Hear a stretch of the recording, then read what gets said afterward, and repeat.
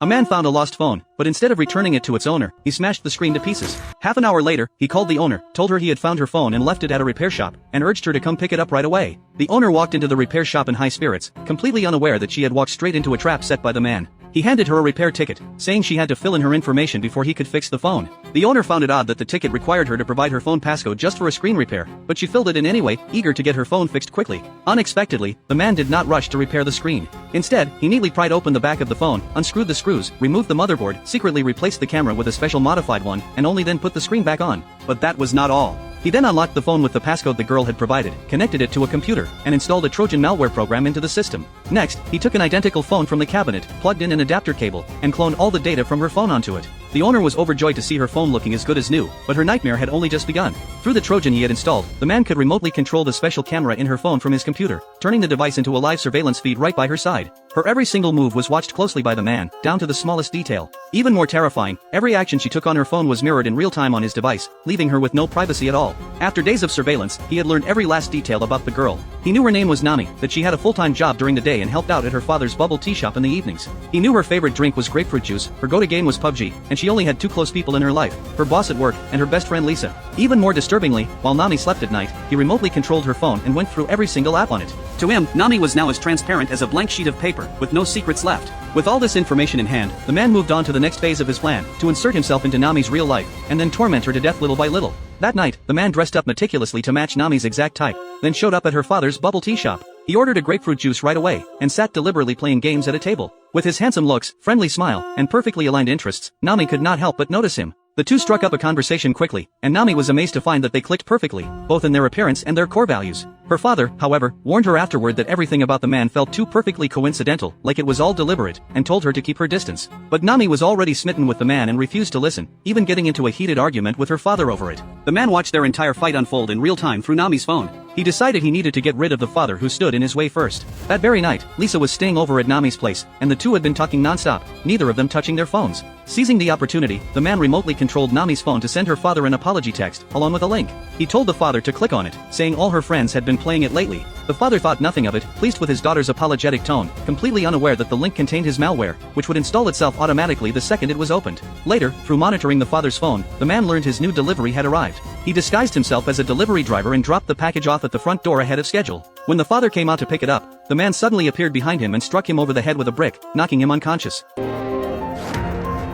As the father was abducted, rain began to pour from the sky. That same heavy rain unearthed bodies the man had buried in the mountains. Police launched an overnight excavation, and eventually found 8 brutally murdered bodies at the same site. Their fingerprints had been destroyed, and their faces doused in sulfuric acid, making immediate identification impossible. Just as Detective Captain John was stuck with no leads, his team made a new discovery, a bottle of tree nutrient solution found at the burial site.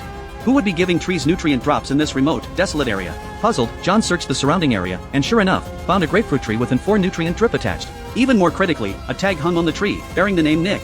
John was stunned. His own son was named Nick, and he had run away from home 7 years prior. From what John knew of his son, he was a useless coward who could not even bring himself to kill a chicken. How could he possibly be a murderer? But nothing was certain anymore. He decided to try and contact his son, to ask if he had planted the grapefruit tree. Late that night, he sneaked his wife's phone. His relationship with his son was so terrible that he had no way to contact him at all, and hoped his wife might have his details. What he found was that his wife had been in constant contact with their son, who was always asking her for money, or begging her to send him kimchi. John tracked his son down using the shipping address. When he saw no one was home, he sneaked inside. The moment he stepped through the door, he was shocked. On the table sat a bottle of nail polish, an exact match to the polish found on one of the victim's hands. The photos of girls on the wall bore a striking resemblance to another victim. John opened the wardrobe, which was filled with clothing belonging to multiple different people, and the suitcases held more of the same personal items. John quickly pulled out his phone and photographed everything. Meanwhile, the man who had abducted Nami's father returned home. As he reached for his key to open the door, he noticed the red string he had balanced on the doorframe had fallen. He instantly realized someone had broken into his home. He quietly circled around to the window, and sure enough, saw John searching the room inside. By this point, John had found the smoking gun, a notebook containing detailed records of every victim, along with the step-by-step plans he had used to murder each of them. Just as John was absorbed in the notebook, his phone suddenly vibrated. A text from an unknown number read, "Dad, it's been so long since we talked." Then came a photo, taken right as he was reading the notebook. John realized his son was nearby, and rushed out of the house. But the street was completely empty. Just then, John received several more photos, taken from the rooftop across the street. But when he raced up the stairs, out of breath, he found nothing but a phone being controlled remotely. Realizing he'd been lured into a trap, John raced back to the house, only to find it completely ransacked. All the critical evidence was gone, and even the footprints on the floor had been washed away without a trace. After this close call, the mystery man knew he had to speed up his plan. He needed to finish off Nami before the police could track him down. Completely unaware of this, Nami was fast asleep next to Lisa in her bed. When she woke up with a stretch and saw Lisa's silly sleeping position, she reached for her phone to snap a photo. The second she picked it up, her blood ran cold. Her boss had called her 78 times, and it was already 11 a.m. She did not have time to wonder why her alarm had not gone off. She threw on her clothes and jumped into a taxi, grabbing her phone to explain herself to her boss. That was when she found something even more horrifying. All her social media accounts were flooded with messages, and the company group chat was full of vicious comments, all directed at her. Sometime after she had fallen asleep the night before, someone had used her accounts to leak the company's dirty secrets online, rip her boss to shreds, and call all her colleagues worthless. When a frantic Nami arrived at the office, her colleagues and boss were already waiting for her. She insisted she had been hacked, but none of them believed her. Listening to Nami and her boss arguing through the phone, the man crossed the boss's name off his list. The only person left in Nami's life now was Lisa. The two headed to the police station right away, but for a hacking case like this, the police could not file a report without hard proof of the attack. With no other options, Nami reached out to the man she had met at the bubble tea shop, the one who had said he worked in cybersecurity. At this point, Nami still had no idea her father had been abducted by the very same man. When they met, the man first asked Nami about her phone's battery drain. When she told him it was draining twice as fast as usual, he told her outright what the problem was. Her phone had spyware installed on it, a program that could monitor every single thing she did on her device. Nami said she had not installed anything new recently. The man said he would run a full analysis back at his office and update her with what he found. Nami could tell he was holding something back, so after he left, she chased after him. This time, the man stopped holding back. He asked if she lived alone, explaining that this kind of spyware could only have been installed by someone close to her. The second he said it, Nami immediately became suspicious of Lisa. She had not invited Lisa to stay the night. Lisa had shown up unasked. Even more suspicious, when Lisa wondered why Nami was taking so long inside the cafe and went to peek through the window, it only confirmed Nami's worst fears. Without hesitation, Nami turned around and confronted Lisa face to face. Lisa was furious. She had done nothing but run around trying to help Nami fix this mess ever since it happened, only for Nami to accuse her of being behind it all. But she supposed it made sense. If Nami was willing to leak her boss's secrets and insult her colleagues, it was only fitting she would turn around and frame her best friend too. Lisa had enough. She had a huge falling out with Nami, told her to never contact her again, and stormed out of the cafe in tears. Watching Lisa cry as she left, the man knew his divide and conquer plan had worked perfectly. Taking away Nami's job had been easy enough, and now she had no one left. But before he could make his next move, something unexpected happened to Nami. In just 3 days, she had lost her job, her best friend, and was on bad terms with her father. She completely broke down, blamed everything on her phone, and threw it to the ground in a fit of rage. Staring at the shattered screen, she suddenly remembered that the repair technician had handled her phone. She quickly brought 2 police officers with her to the phone repair shop, and ran straight into John, who had tracked the evidence right to this very shop. When they compared notes, Nami realized the man who had found her phone, the repair technician, and the cybersecurity expert who had helped her were all the same person. At this point, she only saw him as a pervert who enjoyed spying on people's lives, never suspecting he was a serial killer. John, meanwhile, could not say for certain that his son was the killer, so he did not tell Nami about the serial murder case. The two came up with a plan to catch the man red-handed. Nami would pretend she knew nothing, lure the man to her home, and John would wait nearby to arrest him. Nami's phone was turned off, so the man had no way of knowing their plan. He soon arrived at Nami's apartment building as invited. But John lost his patience. He only caught a glimpse of a figure, and moved in with his team to make the arrest before the man even entered Nami's apartment. The man was about to call Nami when he spotted John through the phone's camera. Realizing the danger, he tried to slip away quickly, but John's partner cut him off just in time. But when the man turned around, John froze on the spot. This man was not his son at all. With bystanders yelling at them for wrongful arrest, the officers had no choice. They thought they had grabbed the wrong man, bowed deeply in apology, and let him go. They headed back to their car to resume their stakeout, only to be stopped by Nami yelling from upstairs.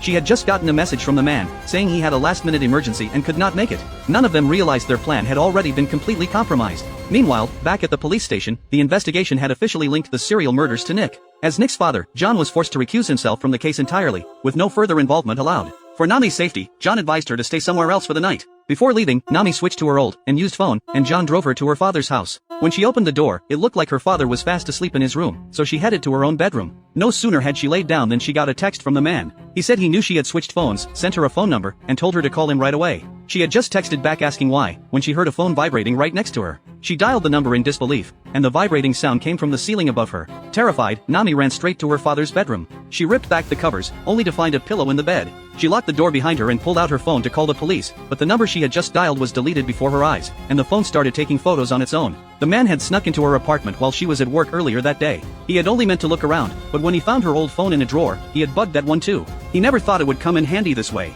The man started playing a recording of the fight Nami had had with her father, when she had insisted on seeing the man and brushed her father's warnings aside. Overwhelmed with regret, all Nami wanted was to find her father. She followed the sound out to the living room, where the man had been waiting for her. The first thing he did was show her a video of her father, bound and unconscious. With no other choice, Nami did exactly what he said. She first texted John to tell him she was safe, then handed her phone over to the man. Nami demanded to know why he was doing this. He replied simply, because you lost your phone. He told her they were going to play a game. If anyone called her phone in the next 24 hours, he would let her go. Nami knew no one would call. Her only chance at survival was the small knife she had hidden in her hand. Just as she was about to strike, the man said he needed to use the bathroom and walked inside. Nami quickly grabbed a heavier weapon, planning to ambush him when he came out, but he had left the bathroom door wide open. She summoned up her courage and peeked inside, only to find her father, bound and unconscious in the bathtub. With no other option, Nami dropped her weapon and surrendered. The man threw her a roll of tape and told her to tie up her own legs. She wrapped the tape around her legs until they were completely bound. Then he told her to turn around, kneel on the floor, and put her hands behind her back. When she hesitated for even a second, the man turned on the faucet, pouring cold water over her father's head. Terrified her father would drown, Nami did exactly as she was told, and her hands were bound behind her back. The man soon found the small knife she had hidden. As punishment for hiding a weapon, he turned the faucet on full blast. As the water rose around her father, Nami screamed and begged for mercy, saying she would do anything if he just let her father live. The man was intrigued. He said he was not an unreasonable man, so if that was what she wanted, he would take it easy on her. But his demand was for Nami to kill her father herself. Nami was then thrown into the bathtub, and the water rose instantly, submerging her father's face. With her hands and legs bound, Nami could do nothing to help him. The man took a photo of Nami's desperate face, set it as his phone wallpaper, and walked back into the living room. That was when he spotted a business card Nami had dropped on the floor, the one John had given her before she went inside. It had a handwritten note, no texts, call only. He realized immediately that the text Nami had sent John had blown her cover. He turned around just as the police burst into the house. He hid in the shadows, ready to attack them from behind, but John arrived just in time. The 8-time serial killer was finally arrested. During John's violent interrogation, the man confessed that he had killed John's son just 3 days after he had run away from home, and had been using Nick's identity to commit his crimes ever since. When John found his son's phone among the killer's belongings, and saw the wallpaper was a photo of his son drowning, he could no longer contain his rage. He beat the man within an inch of his life, then pulled his gun and aimed it at him. But the last of his sanity stopped him from pulling the trigger. Back in the bathroom, Nami was pulled from the tub, but her father, who had been underwater for minutes, showed no signs of life. Watching the man smirking arrogantly in the living room, Nami's gaze turned cold and sharp. She quietly stole an officer's gun, walked slowly into the living room, and stood right in front of the man. In that moment, she avenged herself, and every single one of his victims. Just then, she heard someone call her name. She turned around to see her father, who had been revived by paramedics. In the end, this serial murder case sent shockwaves across the country. Her father's bubble tea shop even became a viral tourist spot for netizens. With John's help, Nami faced no legal charges for her actions, but it was clear that for a long time to come, she would remain in the public eye, and still feel like she was living under a camera's watchful gaze. Today, smartphones have become an absolute necessity in our daily lives. For a device that fits in the palm of your hand, it holds nearly every single detail of your entire life. We often joke that ordinary people's personal information is everywhere and worthless, but every single one of us has the right to defend our digital security and protect our privacy. At the end of the day, for all the convenience the internet brings us, we must always stay vigilant. That's all for today's story. If you enjoyed it, please hit the like button. Thank you.